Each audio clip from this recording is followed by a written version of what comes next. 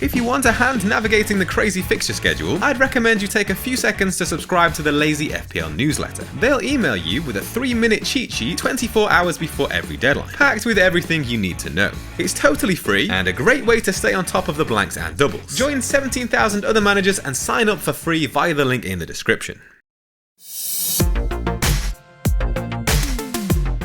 Premier League action returns this weekend and the bench boost chip is active for Double Gameweek 29. But before we look ahead, let's cast our minds back to before the international break, where a score of 48 points resulted in a drop down to 203,000. There were no clean sheets among the back four, despite some encouraging underlying numbers. Newcastle ranked 3rd best for expected goals conceded during the round, with only Aston Villa and Leicester faring better, while Arsenal ranked 4th and Brentford 7th. I held off from bringing in James Maddison, deciding that it would make future moves easier to instead keep Solly March. But that meant only fielding 10 players in Game Week 28. Backing against Bukayo Saka for captaincy proved costly, with the England international running riot against Crystal Palace to produce his biggest score of the season. Frustratingly, Martin Ødegaard failed to put away any of his 3 attempts at goal.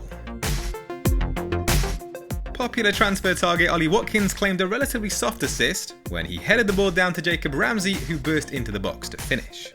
The forward was unlucky not to score from a team leading total of 4 shots, 3 of which were on target. So let's move on to the transfer plans for Game Week 29. After rolling the second transfer last game week, there are 2 frees available once again, as well as 7.7 million in the bank.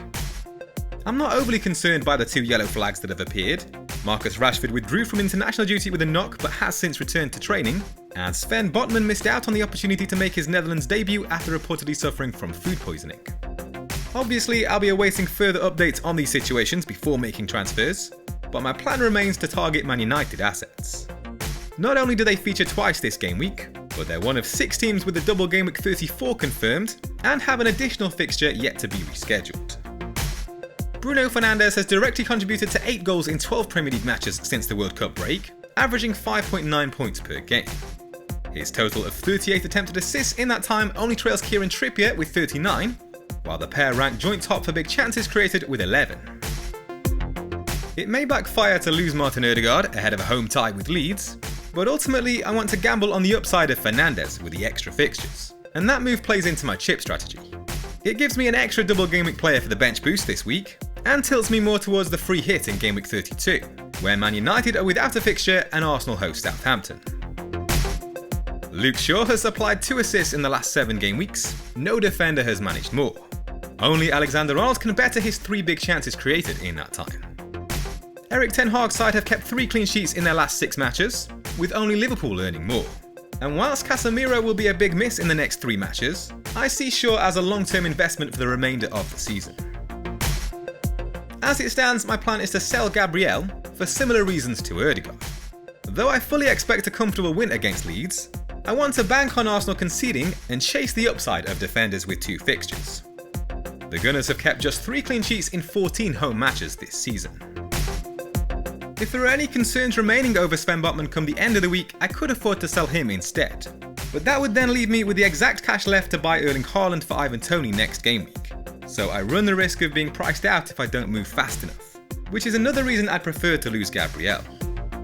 So the proposed moves are Gabriel and Ødegaard to Shaw and Fernandes, and here's how the team is set to line up. Chelsea have kept 4 clean sheets in 7 home matches since the Game Week 17 restart, conceding only 4 goals. Aston Villa rank 9th for expected goals per game on the road in that time, and Liverpool have failed to score in 4 of their last 5 away matches.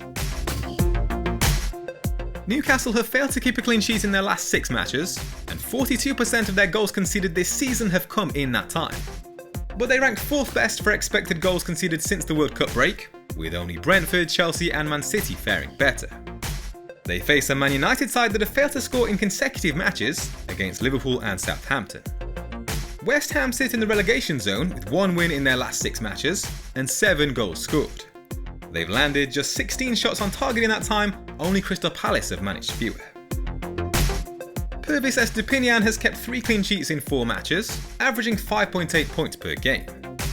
Brighton face a Bournemouth side that have scored 4 goals in that period, with only Leicester and Crystal Palace faring worse. Brentford have more to offer, scoring in all 7 home matches since the World Cup.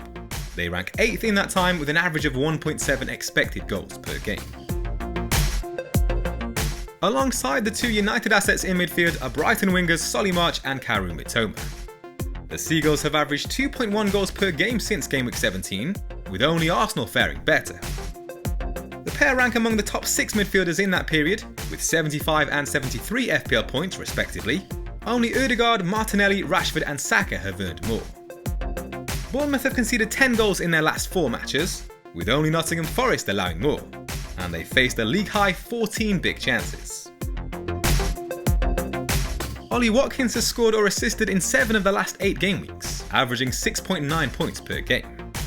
No forward has landed as many as his 14 efforts on target in that time, or his 21 shots in the box. Only Erling Haaland has been afforded more than his 9 big chances. Leicester are the only side without a clean sheet at home since the World Cup, where they've conceded 11 goals in 6 matches. Ivan Toney has delivered 3 goals and 2 assists in 5 away matches post-restart. In that time, his average of 7 points per game on the road ranks top among forwards. Only Watkins and Haaland can improve on his 3.2 expected goals total. But Man United and Brighton have each kept 4 clean sheets at home since the World Cup, with no side earning more. As mentioned, the bench boost chip is active for Double Gameweek 29. In-form England stars Harry Kane and Bukayo Saka are joined by Brentford duo David Raya and Rico Henry, who face back-to-back matches on the road. The Bees have conceded a league-low tally of 3 goals across their last 6 away matches, while only Fulham have kept more than their 3 clean sheets. Captaincy almost by default has fallen to Marcus Rashford, with the 2 Brighton midfielders offering the strongest alternatives. United's fixtures are far from straightforward, and their last 2 league results have been disappointing. But they have since bounced back, with wins over Fulham in the FA Cup quarter-finals and Real Betis in the Europa League, where Rashford was back on the scoresheet. He's scored 19 goals in all competitions since the World Cup.